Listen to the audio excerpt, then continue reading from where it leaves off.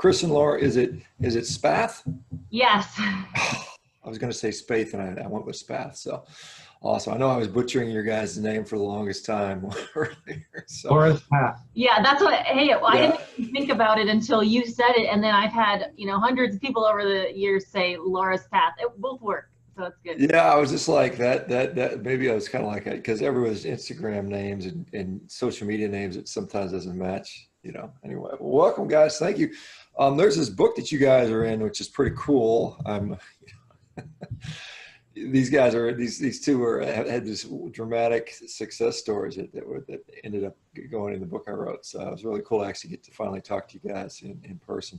Looks like we got maybe, I don't know if we got a couple new folks in here today or not. But anyway, can you guys just do me a quick little favor and just kind of say, well, let's just tell us a little bit about your backgrounds, I guess either individually or well, I guess individually makes the most sense. Maybe I don't know who wants to go first, but that would be wonderful. So we both we have been married almost 7 years, and we met before we had kids together, and obviously that would be a little awkward, but we both had been pretty unhealthy. I had kind of yo-yoed with my diet around like puberty. I started gaining weight, and then just slowly over the course of 10 or 15 years just would put on weight. Maybe I would go on a diet, lose 20 pounds, and then I'd gain 30. And then I would lose 20 pounds and then gain 40. And so I had kind of gone up and down, but constantly, year over year, just gaining and gaining. When we met, I was probably 230 pounds. And then through kids and just kind of yo-yo dieting together, I ended up at my highest weight was a little over 2 years ago of like 263 pounds. I went to the doctor. Found out I was pre-diabetic. I was having a lot of other health issues. I was talking to a doctor about having my gallbladder taken out from issues. I was having a lot of digestive issues, talking to a colorectal surgeon about having some repairs done from some extreme, fun stuff, that hemorrhoids and stuff. And so over the years, I just kind of fell apart all at once with my health and my weight. And so I started a keto diet at the time. We'd tried, low carb stuff before, and I just had heard of keto. And then pretty quickly after finding keto and cutting out all the processed foods, we learned about fasting, and then found you through the Joe Rogan podcast. We were, we're big Jordan Peterson fans. So we had heard Jordan on Joe Rogan, which led us to you, and then kind of went down the rabbit hole of carnivore. Chris probably was the one that convinced me to try it in the first place. He definitely went carnivore first, and then somehow convinced me that I didn't have to eat salads and vegetables. And I'm not really sure still why I believed him at first, but it definitely worked out. And so over the course of, it was about 10 months, really aggressive weight loss, fasting, carnivore, very strict. I lost 120 pounds, and that was a little over a year ago. And I've spent the last year and a half, like trying to figure out how to keep it off. Like once I lost the weight, I was like, great, that was easy. I mean, relatively. Now, how do I keep it off, and how do I maintain it? And kind of just figuring out that staying strict carnivore is kind of the only way that I can deal with sugar cravings and carb cravings and, food, emotional eating issues. Really just has to be to stay really strict, keeps a lot of those emotional eating habits and, soothing with food away. So that's kind of been my way of figuring things out. It hasn't been perfect of maintenance over the last year and a half, but I know and have found the best results by sticking strict carnivore the entire time. That's really, yeah, I mean, like I said, and some of the pictures you put up particularly were really stunning. And I don't know if any people have seen that, but I mean, it's just, just the body recomposition, was really, really, really impressive. I guess, well, let Chris tell his little story, and then we can kind of get into some more specifics. So ever since I was a kid, I struggled with my weight. I always ate to celebrate, ate when I was sad, always had a sweet tooth, and my whole life, I actually went in the Air Force and had to lose weight to get into the Air Force, which I did by eating chicken and rice and running and that old way, and it worked, but I was miserable.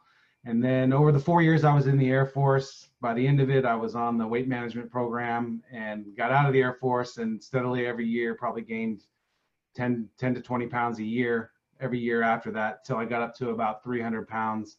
And about 3 years ago, actually about 5 years ago, I was diagnosed type 2 diabetic.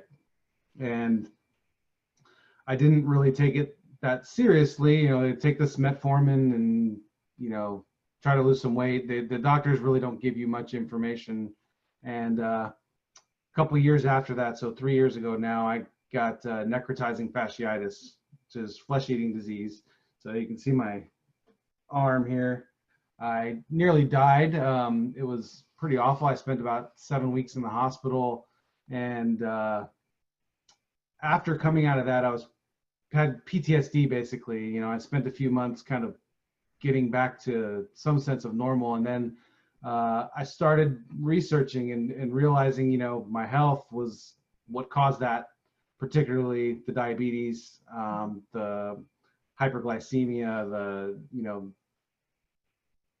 crap storm that my metabolic system was. I said, okay, so time to do something about this. This kind of coincides with her wanting to get herself together. So started going, I'm a kind of a researcher. So I just started looking at, and I don't follow the corporate narrative.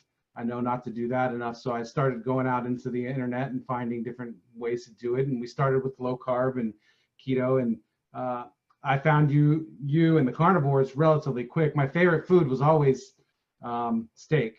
My whole life, I just would have a loaf of bread and then ice cream after, and that was what was killing me.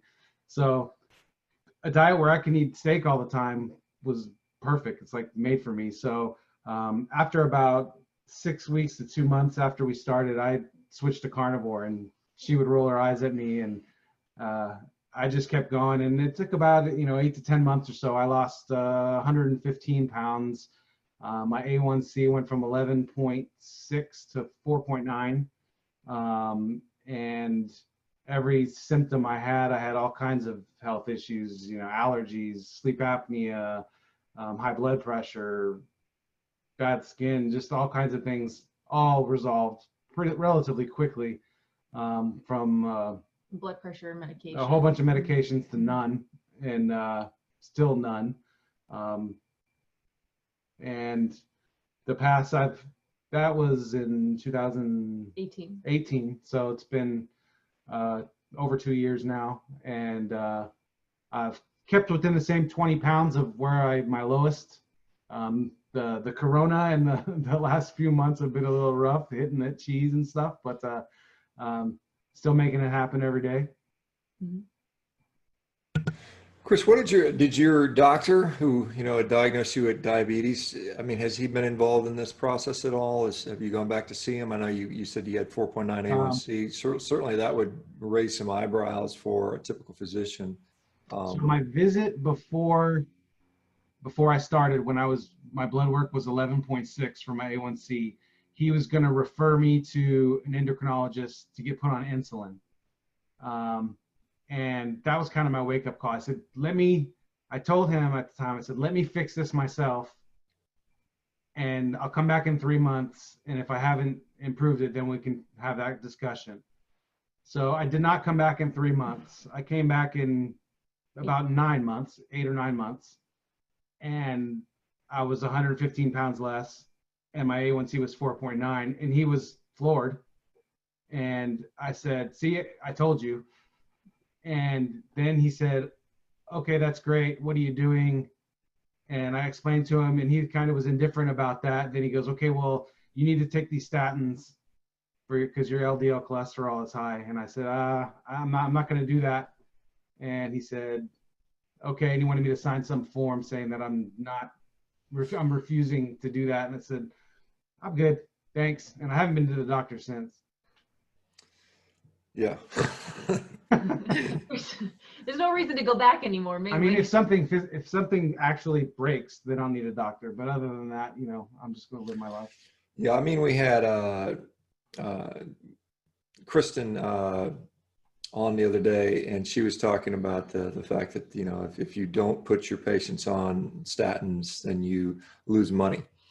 which I just find that to be abhorrent, that we don't have this sort of, you know, contextual, nuanced discussion about these types of things. But anyway, that's one of the problems, and hopefully more and more people will wake up to this. So let me ask, so Laura and Chris, you guys say, you know, you've lost all this weight and maintaining it, and that's always a hard part. Well, I mean, losing weight can be hard. I mean, for a lot of people, they never make it, but I mean, but once you do it, so maintaining it over, you know, the course of, you know, obviously years and decades will be the challenge. So what are you finding that keeps you, I mean, you said strict carnivore. Are you, and I know Chris saying, you know, sometimes adding cheese, and a lot of people have trouble with dairy. I mean, we put dairy in there and it often leads to weight regain or difficulty losing weight for many, for some reason. And I think there's, you know, a lot of reasons for that perhaps. What do you find that keeps you, you know, keeps you from relapsing? What do you find that keeps you from going back to, because people say, you know, it's not sustainable. You can't be on a quote unquote a restrictive diet where you eat food that tastes good, you know, for long periods of time. You can't do it. You know, we can't eat, you know, it's impossible to do that long term. What's keeping you guys, you know, on the program, I guess? For me, the struggle I have is more emotional. So I've always had food addiction type issues, and it's, as long as I eat my meal and I stay within that and I don't eat when I'm not hungry, I'm fine. I will maintain or lose. I won't have any issue. It's when the holidays come around and I say, okay, it's the holidays, I'll just have some string cheese in the afternoon, and then some of this or that. It's not that I'm going to grab a pint of ice cream. It's that I'm eating when I'm not hungry. And that's a struggle that's, I don't know if it'll ever go away, but I'm definitely in touch with my hunger enough to know when it's wrong and what levers to push to dial it back. So not giving myself permission is probably the most important thing to do. And then just stick with the routine and stay with that, and tell my brain to shut up when it's telling me to go grab, because it's not that it's eating bad things, it's eating too much in when you're not hungry. Because if you think you can't gain weight on carnivore, you're wrong. Like, you can. I could eat as much as you do, Sean, in a day. Like, I could eat that much, but I would gain weight because I don't exercise like you do, and I don't have that same plan. Like, if I spread it out throughout the day and woke up, I could eat a dozen eggs for breakfast and then finish with a bunch of steak late at night and eat all the way in between.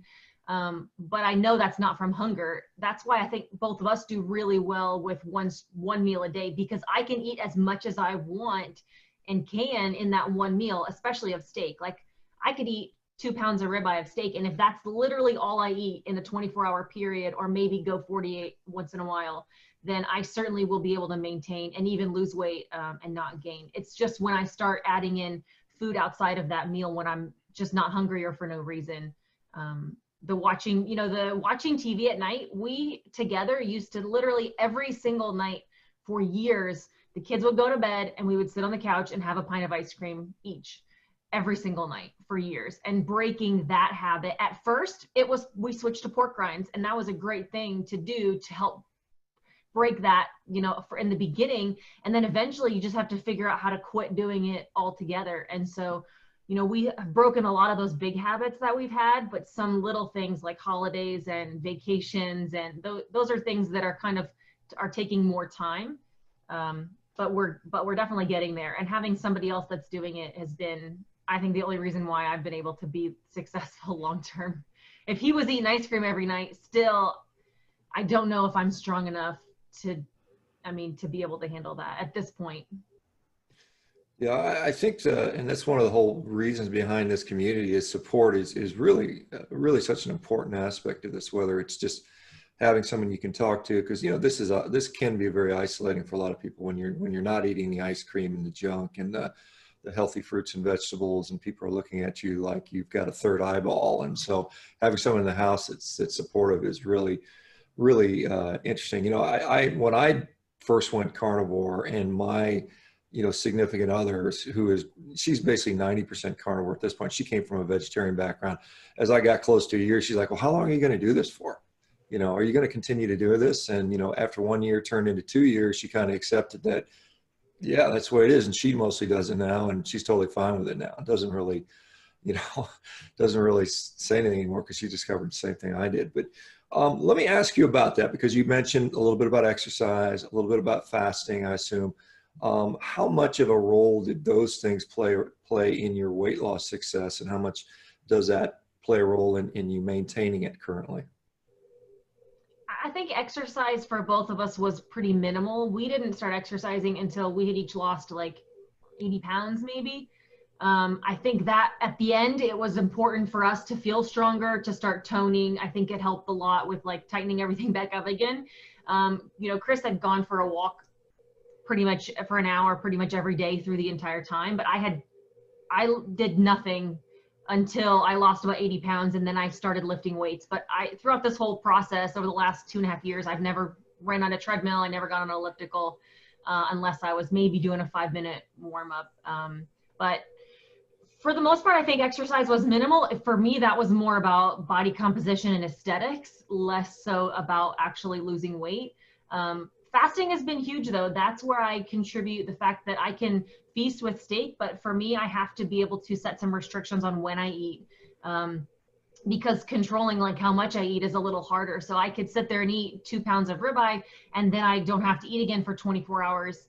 That was kind of a big wake up call for me mentally to be able to implement a lot of that fasting. And I do longer fast, a few times a year I'll do something longer, but a lot of that still is just looking for some weight loss or some, looking to still tighten up some skin. And I think a long-term fast once in a while helps with that. And when you say long-term, are you talking a week? Are you talking 3 days? What's long-term So maybe twice a year. I've done like 5 to 7 days. I do 72 hours, usually once a month, maybe a 48-hour fast. I like to do it once a week. I think there's been some months where I hadn't done it at all, but I like to, on Saturdays and Sundays, especially when we're home as a family, we tend to grill a lot. I tend to eat a lot on Saturday and a lot on Sunday. So usually Mondays I just don't eat because I've eaten quite a bit for the last couple days. But that's pretty regularly. When we were in like super aggressive weight loss mode, trying to lose 120 pounds and really quickly, I would do 2 48-hour fasts every week usually. But then everything in between was super fatty ribeyes, eating, 2,500 calories on the days that I did eat. And then I would just skip a day after that. Yeah, Chris, did you have a similar pattern, or is that more for lower? In the beginning, yeah, I started with a 24, 2 meals in 4 hours kind of thing, 20-hour fast a day. And I quickly, I'm like her, where if I eat, I want to eat till I'm stuffed. So it just was very hard for me to separate meals because I would want to eat till I was stuffed at both of them. Yeah. Which when you add them up was too much. And so I wound up going to the 1 meal pretty quickly within like a month or 2 after starting. And then that worked well. I wouldn't be hungry until like hour 20 or 22. And then I just maybe I'd be hungry for an hour or 2 while I prepped my meal. And I could eat as much as I want and then repeat. And that was easy. And I would do the same kind of 48s and 72s here and there along that way. As I got leaner, it got much harder. And I stopped doing that quite a while ago. And I don't do it very much anymore. I'm a little more active than her. I walk about 4 or 5 miles a day. And even though during the Corona, I've not been going to the gym, but I was going to the gym pretty regularly and lifting. But it's harder for me. Like I get really hungry after about 24, 28 hours. I start getting, I'll eat, but I still do maybe twice a month or so. I'll try to do a 48. If I need some moral support, he'll join me for 48, but his weight is a lot more stable than mine. Mine tends to fluctuate a little more, or just, if we have an evening where we eat cheese and pepperonis and pork rinds, like the scale will reflect pretty dramatically for me and not for him. So I usually am kind of fasting to help balance that out sometimes. Chris, are you still looking at your blood glucose? Is that something you still check occasionally, or are you just kind of not worried anymore? I just recently ran out of test strips, but once I was on Carnivore, it was so consistent that I kind of stopped. You know, in the mornings it would be between 70 and 85, usually around 80. And then after I would eat, it would go up to about 100, 105. And that was that way every single time. Like, you could predict it. So I just stopped testing. And then I didn't have many test strips left, so I just didn't buy any more. Did you guys are mentioning fatty ribeyes. Are you know, because there's a little sort of some folks in the carnivore community are sort of steered towards you know, higher protein amounts, and some people will go very, very high fat, you know, even like the sort of the PKD 80%. What has worked for you guys for weight loss, for satiety, for body composition best? Have you experimented a little bit with different variations, or has it just been kind of the fatty ribeye stuff the whole time? So when we started, I would eat as fatty meat as I could. Ribeyes, I love ribeyes. And then as I got down to, I guess I was about 220, 210, like the scale stopped moving really. And I realized I had to kind of make an adjustment or look at what I was doing. And so I started cutting out dairy. I looked at, and then the scale would start to move a little bit. And then, you know, the research kind of nerd I can be sometimes, you know, I find guys like Ted Naiman and things. So I really went down that whole protein to energy rabbit hole. And you talk about some of that too. And so I switched to New York strips and some ground beef, and then bang, broke that plateau, and everything went down to where I finally wound up. And I wound up preferring like a New York strip or something slightly leaner, even though I do enjoy a ribeye sometimes. But for me, it's the protein to energy is a lever that I can adjust. And as far as satiety goes, I can eat more of a lower fat meat. I can eat more of it because volume gives me satiety. Some people will say fat gives satiety. To me, it's volume. Like, I need to feel a physical fullness. So I can eat 2 pounds of New York strip or 2 pounds of ribeye. I'm going to get 3,500 calories from 2 pounds of ribeye, but I'm going to get 2,500 from 2 pounds of New York strip, because really I'm only looking at the energy. So for me, it's been a lever that's been very important. I just prefer what I prefer. I'm, you know, I'm not gonna eat burger patties every day. Like, it just doesn't sound good to me, and this would not be sustainable if I had to do that. I know that a lot of people can, but I just want what I want something that's good, and so I would rather eat something like ribeyes.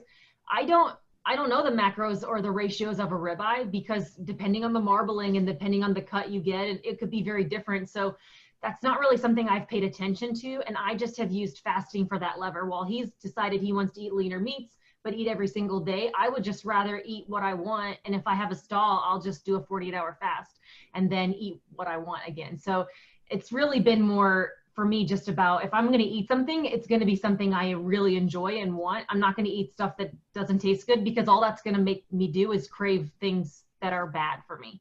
And so I've always used fasting as that lever rather than worrying about ratios or macros, and I just kind of eat what I want as far as meat goes. Yeah, I said this repeatedly. You know, if you're going to fail on a diet, it's because you're eating food you don't like, or you're dealing with, you know, you have constant hunger. And, you know, so if you guys have figured out the way to do that, and if you can make it through, you know, if Laura can make it through a 48-hour fast pretty comfortably, and Chris finds that eating leaner meat and exercising, you know, allows him to not be hungry, then I think both those are potentially good solutions. Do you guys I don't know, do you guys have any children? Do you have any kiddos in the house, or no? We do. We have a 4-year-old and a 6-year-old. And I guess, I mean, what are you feeding those guys? Are they a little, I'm sure you're giving them some meat at least, but I mean, what kind of diet do they have? So the biggest thing we focus on is meat, like protein first. They know that protein makes them strong, and they have to eat their protein first. You know, we try to keep out stuff like sugars, grains, seed oils. They're not strict in any regard. There's some vegetables they liked, and they eat them. We don't keep processed foods and sugars and, you know, treats and stuff like that in the house. If they go to a, you know, school and there's somebody having a birthday party, then they probably would eat that cake. But we talk about the fact that, like, hey, we're gonna have eggs for breakfast. because you're going to eat cake at school today for this kid's birthday. And so we got to make sure that we're eating lots of protein because you're going to have some sugar later. And, you know, they know that too much sugar made mommy and daddy sick. And so we have to be careful not to eat sugar every day. And we don't eat sugar all the time because it'll make you sick. And we talk about like bread is sugar, you know, a lot of things that people don't know are sugar. Fruit's sugar, so you can have it sometimes, but we don't need to eat fruit every day. So they mostly eat, you know, they have 3 meals a day. We don't do any snacks. Kids don't need snacks. They're perfectly fine just eating 3 meals. Our son probably 2, sometimes I would say he goes through phases where he'll eat 2 meals a day just because he sits in front of the table and goes, man, I don't want this. I'll save it for leftovers. And he just doesn't want it because it's meat. If he was hungry, he would eat it. But they eat a lot of meat, eggs. They eat some vegetables that they like, fruit occasionally, some they haven't always been this way. When we were younger, our son was maybe like 1.5 and would wake up every morning and have a giant banana, and that was his breakfast every morning. And I look back on that now and just cringe. Like, they can eat some berries and stuff now, but they certainly don't need bananas. And that's not a way at all for a kid to start a morning of just eating a banana for his crazy sugar spike every morning. Yeah, certainly, you know, prioritizing the protein and the essentials is probably important. And then beyond that, you know, I think the point is we overeat those other foods, particularly the processed food is just so easy to overeat. I mean, it's basically designed for that. And then I like the fact that the snacks are kind of taken out. I know when I was a kid, we didn't really have much in the way of snacking. It was, you know, don't spoil your appetite for dinner, you know, like I think Chris was alluding to, you know, you get 22 hours in, you're hungry, that food tastes really, really good. I mean, you really enjoy it. I mean, it's not like there's any sort of downside, you know, you sit down kind of sad to eat your steak. I mean, it's if they eat a snack at 2 o'clock, there's no way they would eat a pork chop or chicken or steak or a burger patty at 4 to 5 o'clock. Like, you know, they go to bed kind of early. So they're eating dinner but like 4:30. They're not going to eat that if they just had a snack at 2 or 3 o'clock. They're going to burger patty, forget it. But they love burger patties as long as they're hungry. So it's just a matter of trying to get them. They don't ask for snacks anymore, and they know that they got to eat a lot of protein to be strong. Laura, someone in the chat asked you if you had always had a really huge appetite. Was that something you had your whole life, or is that something that was kind of just developed over time? I mean, I think so. I think that's how I gained weight, I guess, in the first place, was just from eating a lot. You know, we would eat dinner, and then the kids would go to bed and we would have another dessert. Or I just remember too, like, I think at my heaviest, I was pregnant at the time, I'm sure, but I would stop on my way to work and get fast food from a gas station, or fast food for breakfast. Then I would stop at a gas station and get a bag of snacks for, you know, when I got hungry during the day. And I would start those about 9 o'clock. And then I would go out to lunch, fast food with some friends. About 2 o'clock was our little happy hour ice cream. We'd go get a slushie or get some ice cream from Sonic. And then on the way home, you know, we'd come home and eat dinner. And then I would eat ice cream after the kids went to bed. So it's just the constant eating. You know, we would order pizza, and we wouldn't order one pizza. We would each order our own pizza, and then we would eat a pint of ice cream afterwards. So, I mean, we were like heroin addicts. Yeah, for sure. Like with sugar. Yeah, and over time, you know, your normal dose is not enough of that drug, and so it kind of, when we hit our heaviest, it was this constant. You're like mainlining processed foods and sugars all day long, and it completely, you know, it was our drug, and you had to keep having more, and so. I think that's why we both still want to feel full. I want to feel full like I just ate a full pizza and ice cream. I can't. That's why I think cutting calories or ratios or like macro tracking has really never worked for us. Because once I start eating, I just, you know, it's hard for me to want to stop grazing all day. Like, I can't graze because I just don't stop. Yeah, I think sometimes, you know, if you just eat a little bit of anything, you know, it just kind of triggers that you want to continue to eat. But if you just not eat, just say, I'm not going to eat, and then it sometimes becomes easier. Over the years, what other kind of diet plans did you guys, I mean, I assume you tried other diet plans. And Laura, you said you were up and down 20 pounds here and there. What kind of things did you try that didn't work, and why didn't they work?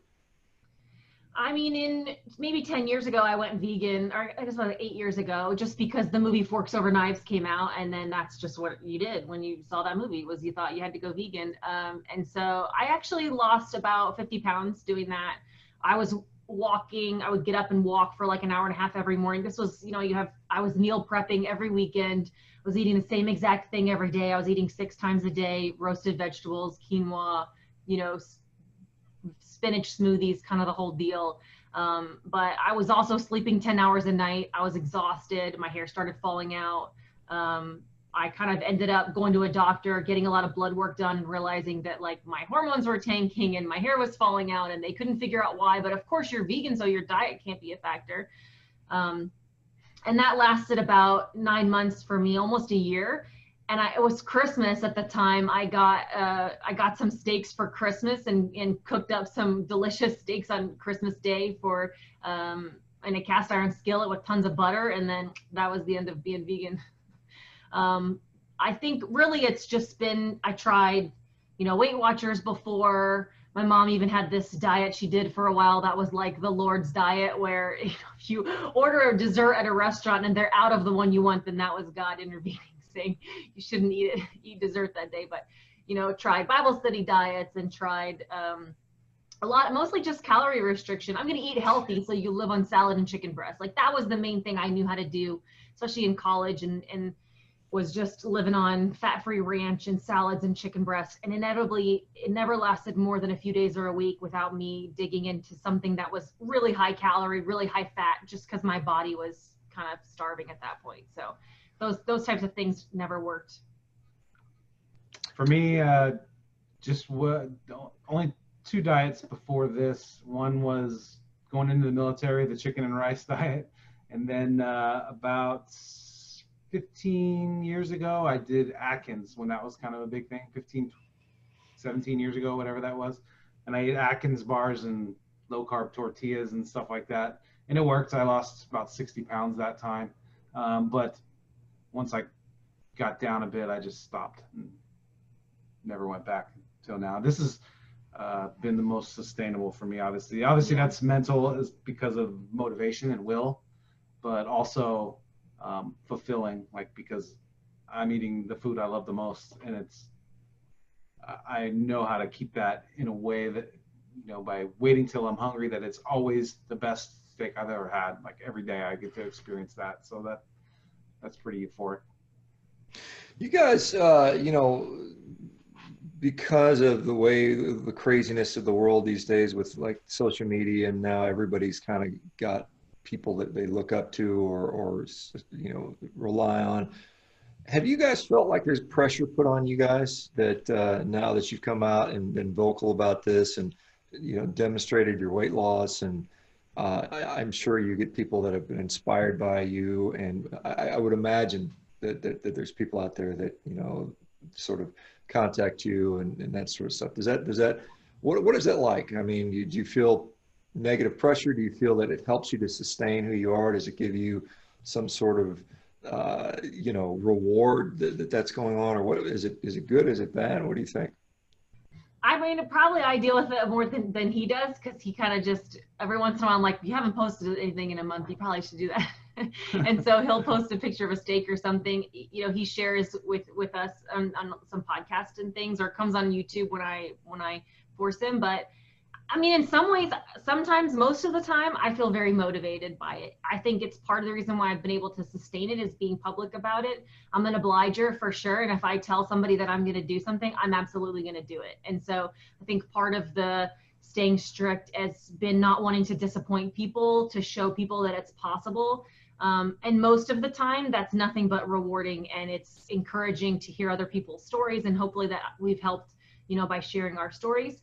There's some times where it gets a little stressful and I feel a little bit of maybe too much pressure, and then I just kind of disappear for a couple of days and don't post anything for a while. So, Chris is really good about saying, like, you're really stressed out right now. You need to just stop worrying about what your next YouTube video is and stop posting, and just like, it'll be okay. Take a break. So Chris is definitely my voice of reason in that. I think though, for the most part, it definitely has kept us motivated to try to continue to show people that it's possible in this stressful time, and with kids, with a busy life. You know, I travel a lot well, I used to travel a lot. And hopefully it shows people we're on a budget. Like you know, Chris is a stay-at-home dad. We are a single income family on a budget, and this is all still very possible. And so I hope to continue to show people that we can do it. Brett is asking, and you know, because life is tough, marriage can be tough, having kids can be tough. Has this diet, you know, and the weight loss been beneficial in ways outside of just not weighing as much and having better health? Has there been other aspects of the life that it's improved? Yeah, I mean, I think definitely it definitely brings us together. I think if anything, there would have been huge tension or resentment if one of us had stuck to it and the other one hadn't. I think that could have caused a lot of issues, but I think it definitely, I mean, it brings us together. We help keep each other motivated for the most part. If one of us is struggling, the other one's there to pull each other out of it. And we're usually kind of there to talk each other down. There's some fun things too. I mean, you know, we can enjoy each other in a lot of different ways than we used to. And kind of just lots of little things. You know, we went on a little staycation this past weekend, hung out by the pool and went out, and, you know, there's a lot of things that I wouldn't have been comfortable doing before because of my weight. Traveling, right? We've been able to just going on a plane ride with the kids. I mean, those are the types of things that have been so fun. He gets the victories, he gets my struggles and what we're dealing with. And I think that's been pretty key, and this definitely brought us together.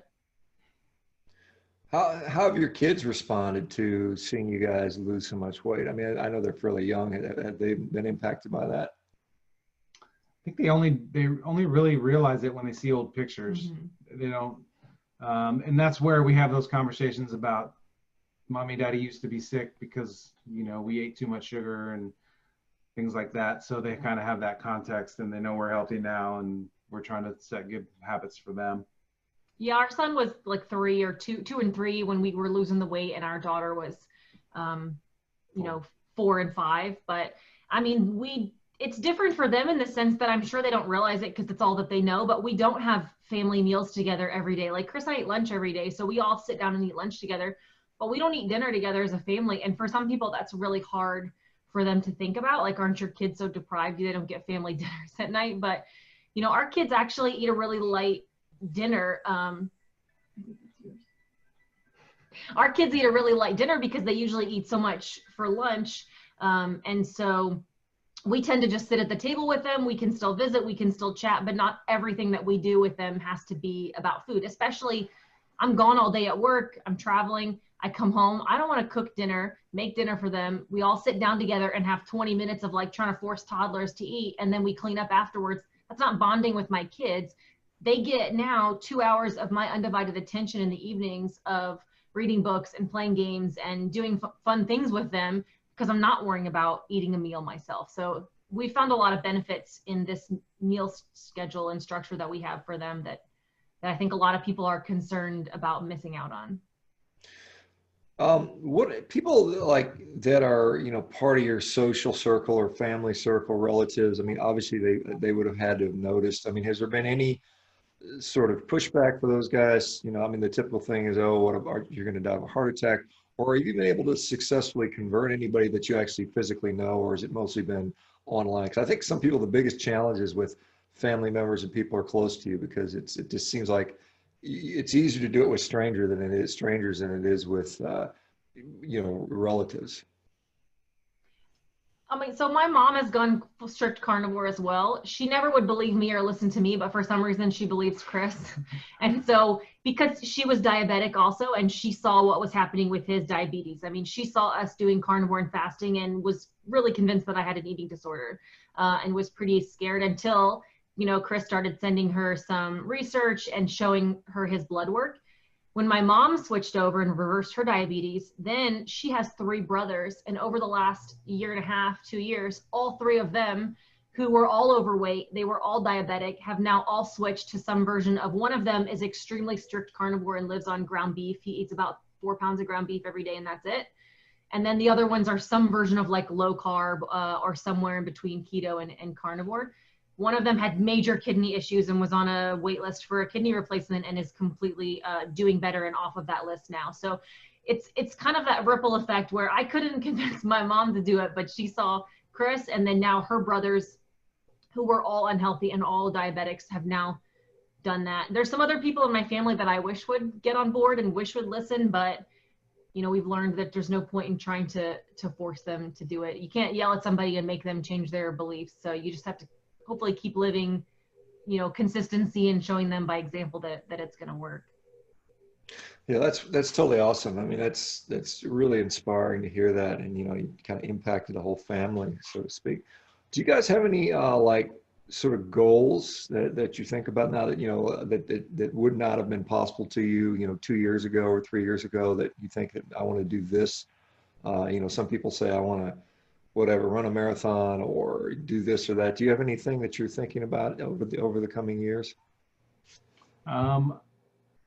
I'd like to be able to do 10 pull-ups.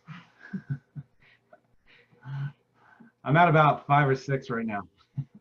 Yeah, it's just time. There's time and consistency, and I can tell you, you know, it's a lot easier when you're lighter. Yeah. Than you know, when you weigh more, for sure. It's absolutely. So you just got to keep plugging away at that. So that's. I wish I was wish I could say I had. I don't want to run a marathon. My goals are not as much physical. I probably have some like vanity aesthetic goals of how I want to look and how I, you know, and maybe it sounds vain and shallow, but like that's a big motivator for me, is wanting to look good in clothes and like wanting to feel good. And you know, last summer being able to just put on shorts and a t-shirt and walk out the door was one of the most liberating, freeing things that I've experienced in my 34 years. You know, I spent so many years we live in Arizona and it's really hot. And I spent a lot of years, even living in the Midwest, wearing jeans, wearing a sweat, like a cardigan in the middle of the summer because I was so uncomfortable, and wearing all these layers and worrying about wearing Spanx when it's 110 degrees out. And so just being able to throw on shorts and a t-shirt has been really one of the biggest, you know, victories that I feel like I get to experience. Yeah, and some people take that for granted, to just to be able to throw on a pair of regular clothes and go around and you know be fine. But you know, it's great to see you guys are, you know, kind of doing that. Where in Arizona are you guys? Are you in Phoenix, or what part of Arizona? Yeah, we live just east of Phoenix in Gilbert. Okay, because there's a couple Phoenix folks that are here. Phil Wrigley is a Oh, nice. fellow. I can't remember he's somewhere in the Phoenix area, and I can't remember exactly what, if it's Phoenix proper, one of the maybe Cave Creek or something like that. I can't remember, but I lived in Surprise for a while. So when I was stationed at Luke, so I'm familiar with that. In fact, I'll be heading up to the Sedona area here for the 4th of July, and so maybe Phil, we can have a little meetup or something like that one day while we're up there, something like that. Get some. We would love that. Yeah. Chris was stationed at Luke for his 4 years. Okay, what did you do? Did you work on the planes, or what did you do while you were there? I was a firefighter. Okay. Yeah. Yeah, I was a chief of orthopedic surgery while I was there for about 2 years, or most of that time. So, oh, Phil says he's in Carefree. Okay, so isn't that Northwest or something like that? Northeast. Yeah. Northeast. Northeast, yeah. Zach's down here and Sylvia's down here, and Yeah. so we got quite a few. Yeah, we got a little carnivore, maybe the carnivore community. You got to make your way down.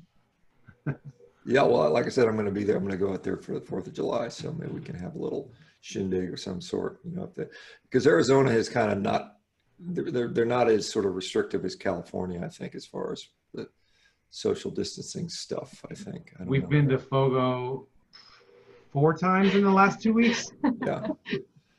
And I guess they're wearing masks and stuff like that, the servers, or I don't know. They still bring the meat around like normal, but they don't let you go up to the salad bar. They essentially just say, which we don't care, we don't eat that anyway, but they say like, what do you want from there? But we walk in, they take us to our normal table, they bring us we always ask for salt, like the big rock salt they put on the meat, and we sprinkle that on our meat, and they see us coming and they say, the blonde's here, they're here. Put some extra meat on when they see us coming. Let me ask you, because you brought up salt and electrolytes. Do you have any problems with carnivore? Do you have cramping? Do you have any kind of issues that you've dealt with? And if so, how did you manage those?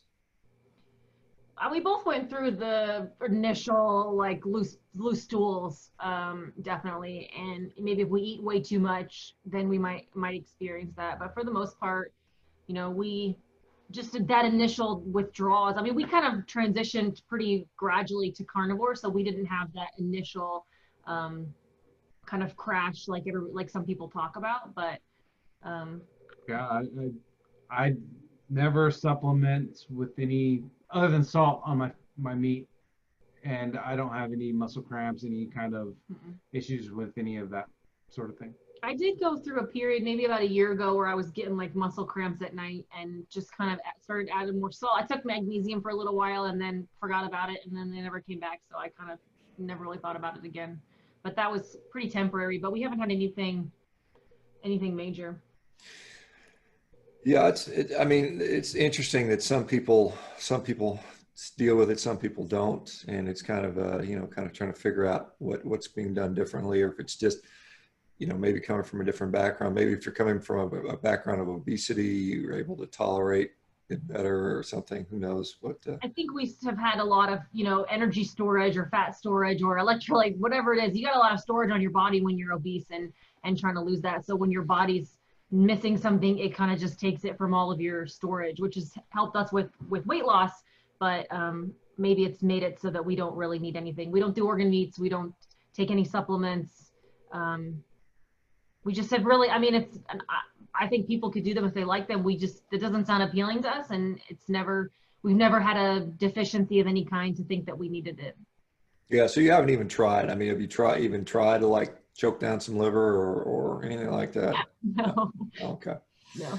Yeah, it's just, again, this is another one of those areas where some people definitely feel that that's beneficial to them, and many people just don't. So it's hard for me to say, make some kind of generalized recommendation when people ask about that. So I usually kind of Right. say it's up to you to try. Um, so Laura, you said you traveled for work a lot and you've not been able to do it. What kind of work were you doing, or are you doing?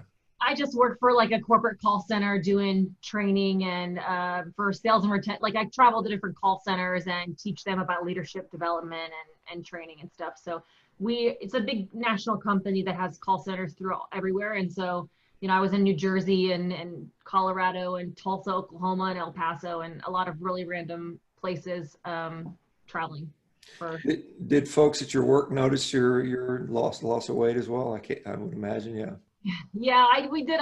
I'm a manager, so I have a team of people here in Phoenix, and we do a lot of steak grill outs here, and that's kind of we used to do cakes on birthdays, and now we just grill steaks. But they definitely have seen it because they've seen me every day. But the traveling is interesting because I would go to Denver and then not go back for 6 months, and people just like a couple, especially after the most dramatic part of my weight loss, I'd be walking down the hall and people just wouldn't even recognize me. Or there's an annual convention that we host every year. It's a yearly convention, and in May usually. And so I went from one year in May to the next year in May, and I had lost 100 pounds in between. And I think most of the people didn't recognize me at that point, hey, that's really motivating. It's kind of fun. Did you when, I mean, maybe they're too young to notice, but I don't know if I assume when you guys were, heavier and eating, I would assume maybe a more standard American type diet and feeding your kid. I don't know if you're feeding your kids appreciably different.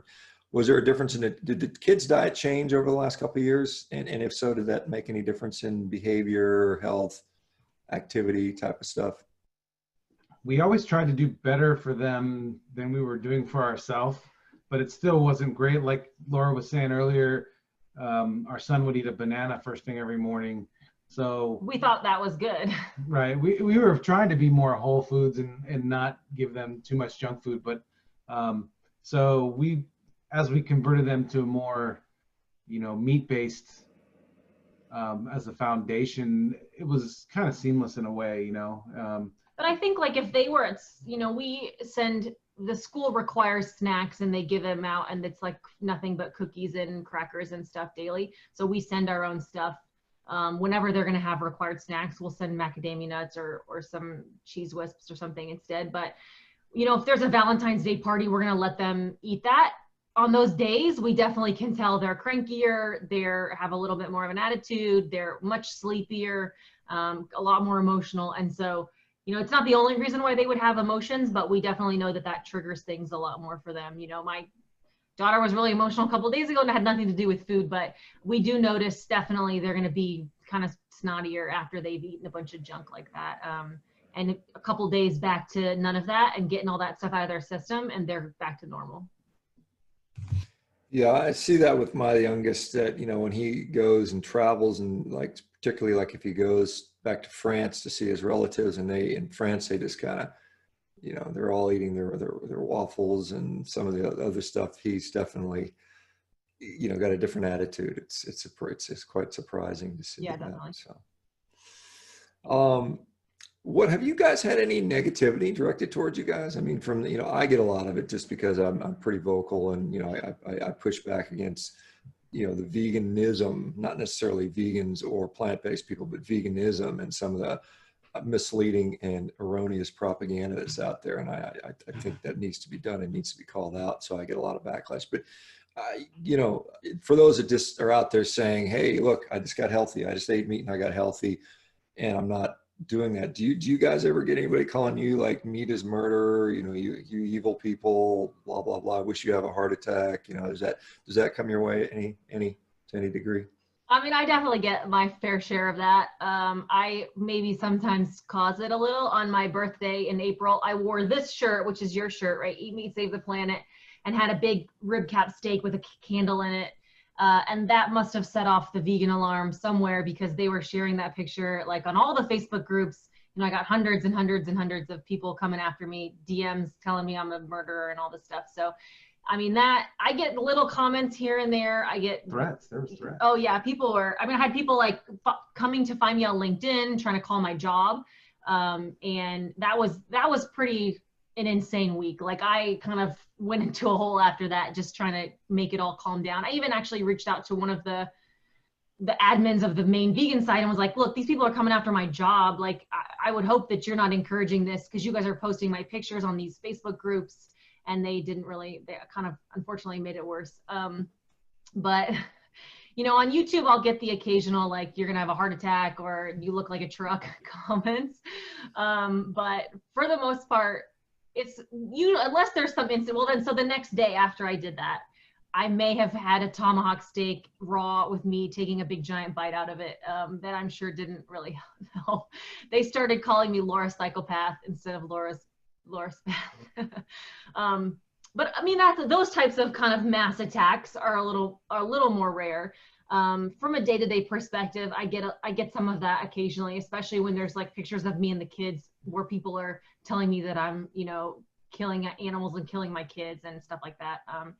In real life, you know, I get a lot less of that, but I did have, you know, my boss was still really upset at the way that I eat, and sat me down and had a serious conversation about how I have an eating disorder, and it's, you know, he doesn't want to talk to me anymore. He doesn't want to be around me anymore. And he doesn't want to, you know, if I go to a restaurant, when we all go out as a corporate restaurant and I order plain burger patties, he's like, I just want to throw the food across the room. And he just he's very triggered by me eating meat. When he's not the meat though, it's you're not eating fries like him, so he doesn't have an excuse for his bad diet. That's more I think we used to be junk food buddies, right? Like, when we traveled as a corporate event, like everybody else, we would be the ones like going out for ice cream, and we used to be junk food buddies. And so he definitely, you know, Brett's saying he definitely resents it. You know, he's somebody who drinks a 12-pack at least every night and lives on gas station food. And I think that because we used to be this like terrible eaters together, I think there's a lot of people. I have another friend too who she was always the healthy one. She was always the one trying to encourage me to get healthy. She was always the one that I was the hot mess, and she was the one who was like trying to bring me along on her healthy keto path. And then not only once I went keto and carnivore, and then ended up subsequently doing better than her and stopped needing her to like be my savior, she was like, it was really hard on her, and that friendship essentially dissolved just because she couldn't handle the fact that I wasn't this broken person that she needed to fix anymore. People are weird. Yeah, I just find it really, I mean, I guess I understand it, but I mean, it's just frustrating that you have people that all they are is they're getting healthier and they're being attacked for finding what works for them. And, obviously the vegan ideologues that are, just out there to, push their beliefs on everybody is just frustrating. But it is, it is kind of sad to see that people would sort of not encourage you to be healthy. So, and Brett's making, it's kind of funny, and I get a lot of that. It's like some people will see, they'll say, wow, you look a lot better. You look like you're getting better. And then the vegan people that see me say, wow, you look like you're dying. That was on my birthday when I posted that picture. I had hundreds of people that are carnivores saying like, wow, you look great. You look so young. And then, a lot of all the vegans are like, you look like you're 50. You look like you're going to have a heart attack. Like you're a truck. Like it's fine. Yeah, it's amazing how sort of politicized this has become. And anyway, well, you know what, guys, it's so great to talk to you, and it's so good to hear your story. And I think it's gonna, again, inspire more people. And I just see that we're just going to continue to grow and grow and grow and grow. And I mean, this is stories like yours are what's doing that. And I applaud you for getting out there and being having the courage to get up there, because a lot of people, they don't want to do that because it's, they just don't want to deal with the stress that it can sometimes bring, and it can be, and like I said, for those that are willing to do that, that's great. For other ones that just want to support, that's also great, and if you can provide supporting comments, that I know it encourages me to hear these success stories and supportive comments from time to time. And so this has been wonderful. Is there anything else you guys, well, let me ask this, just so you guys, where do people find you guys on social media or other places? I know you mentioned YouTube and some of that stuff. So that's the best place probably is YouTube or Instagram. You can just look up my name on YouTube, which is Laura Spath, and find us. And then I have, a whole series of videos with Chris, also with my mom. If you have people who are, older women, especially if they're looking for some kind of how she handles carnivore and her balance for that. And then Instagram is just our names of Laura E. Spath and Chris J. Spath. Yeah. Perfect. All right. Well, thank you guys so much. Appreciate it. Don't be strangers if you guys want to pop in here anytime. And, we like I said, we are a very supportive group here, and trying to encourage people to help each other. So thank you guys so much. You guys have a great day. Maybe I'll see you guys in Arizona in a couple of weeks. I don't know. We'll see what happens. Okay. Yeah, for sure. Thank you so much. Thanks, Sean. Thanks, everybody. Bye, everybody. Take care. Have a great day.